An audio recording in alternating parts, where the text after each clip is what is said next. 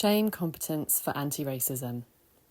You can't heal what you refuse to feel.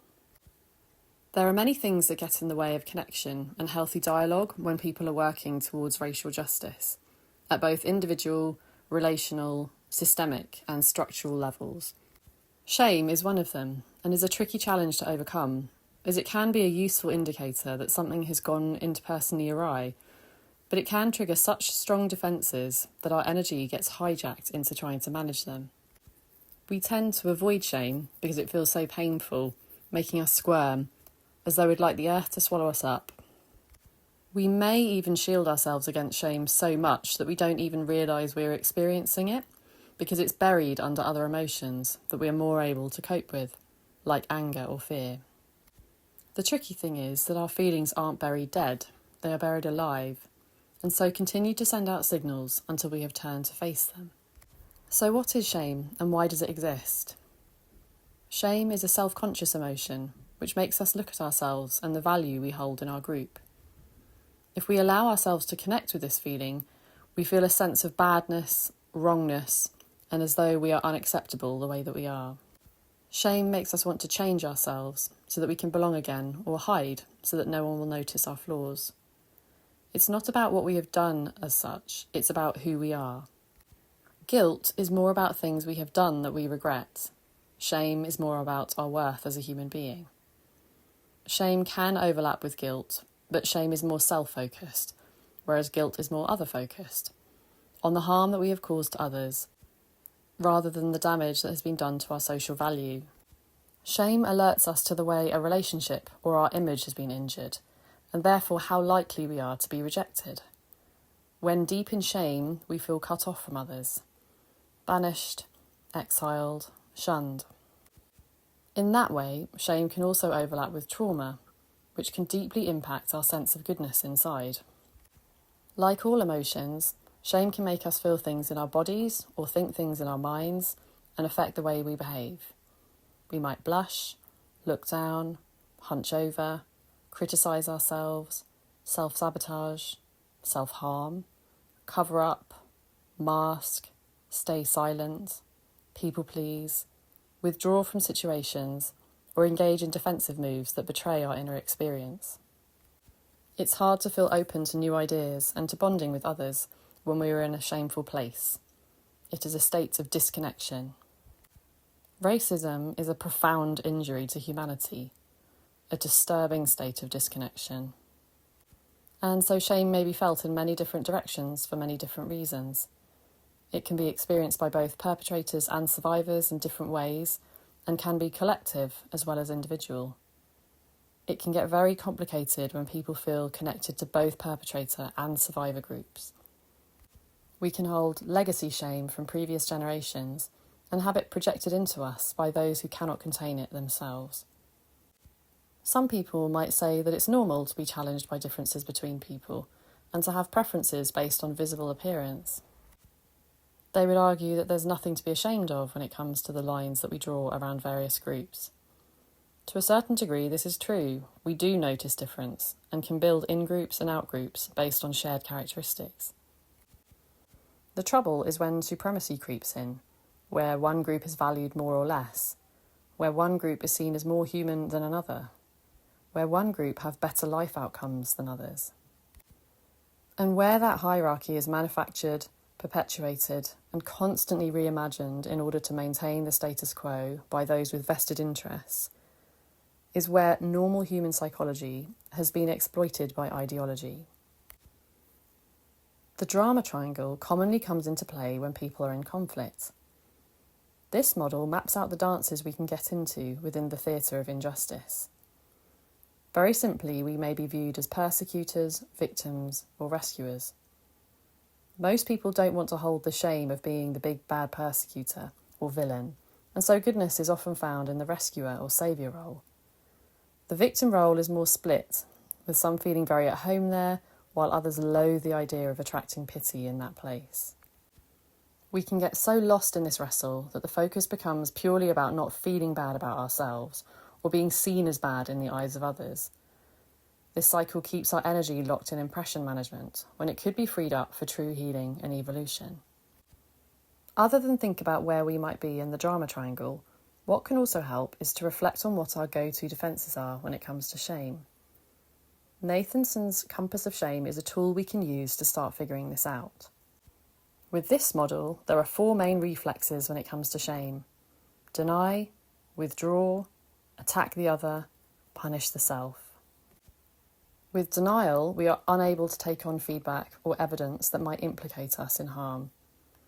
It can either look like a bold pushback response or perhaps a more subtle cutting off from reality.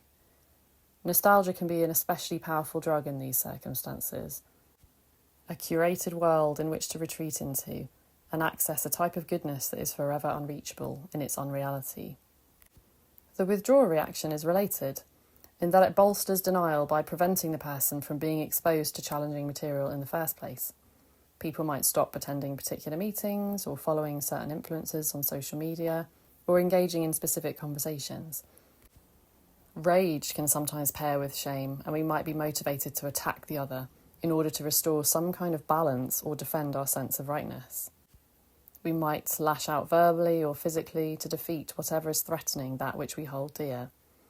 The attack can be particularly brutal where there is pre-existing shame and insufficient confidence to keep the person or group steady through the shame. Punishing the self is when that fury is directed inwards. We try to solve the problem by getting rid of ourselves in some way or deciding that we are deserving of nothing. We self-attack or self-neglect. This last offence can be confusing, as it can also become a form of avoidance. By obsessing about our wrongness, we may start to use it strategically to elicit sympathy or otherwise centre ourselves in the situation.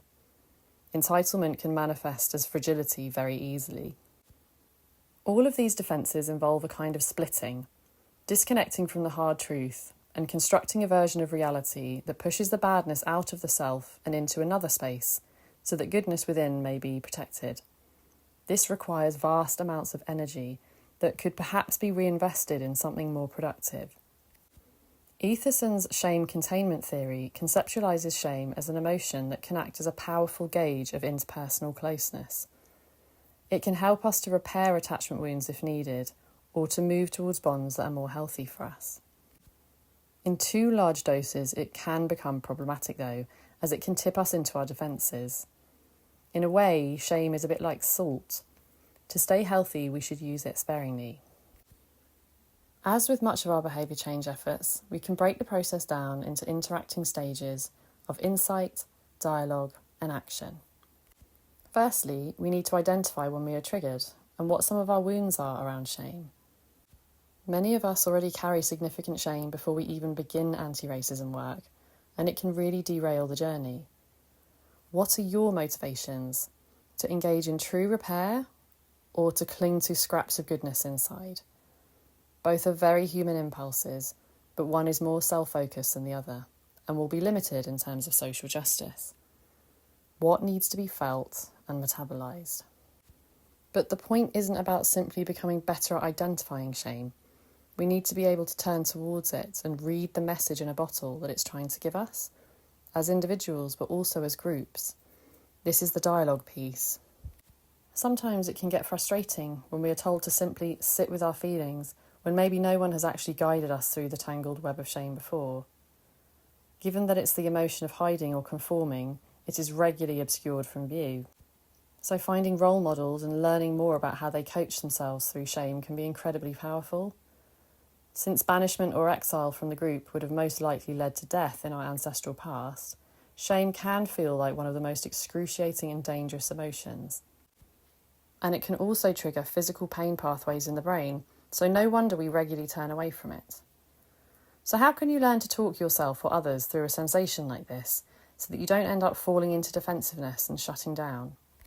There are 3 common strategies that humans use to manage this type of feeling: pride, belonging, and compassion. Pride is a temporary antidote to shame. It helps us to feel goodness about who we are and to remember our value.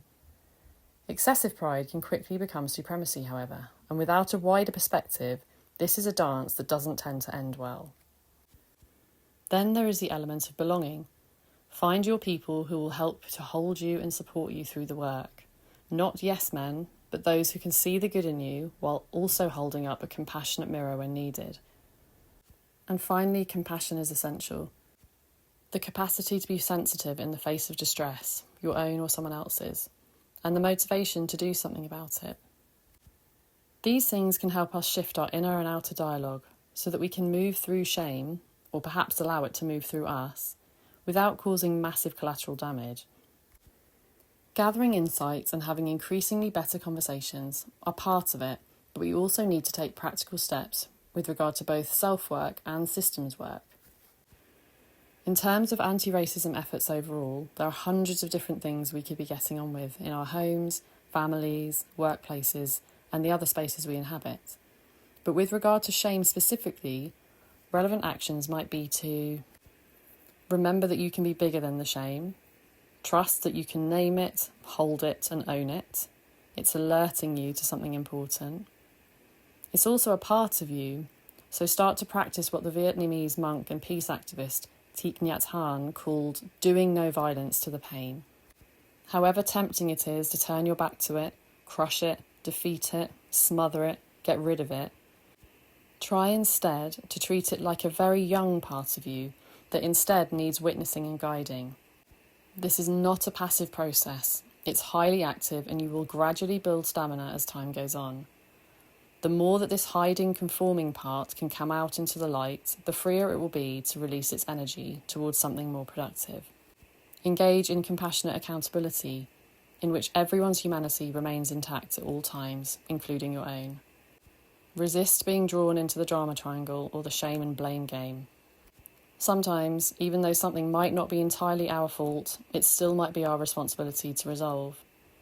When ruptures occur in our relationships, defensiveness isn't generally the way out. We repair through listening, patience, shedding and sharing power. On a collective level, we support reparations for harm caused. If the state won't do it, then we need to find a way for the people's reparations to flourish. And if you're feeling wildly dysregulated from it all, as commonly happens, maybe stop to appreciate all of the grace you've been shown before when making missteps. Whether or not you're aware of it, someone somewhere has called you in rather than called you out, or understood that you weren't quite ready, willing or able to share the labour yet. The thing with shame is that it doesn't get passively processed as time goes by. It either gets projected outwards and embedded in another, or left for the next generation to metabolise. Western cultures now have at least 400 years' worth of unprocessed collective shame to work through. Let's exit the cycle so that future generations are not left with an even heavier burden to carry.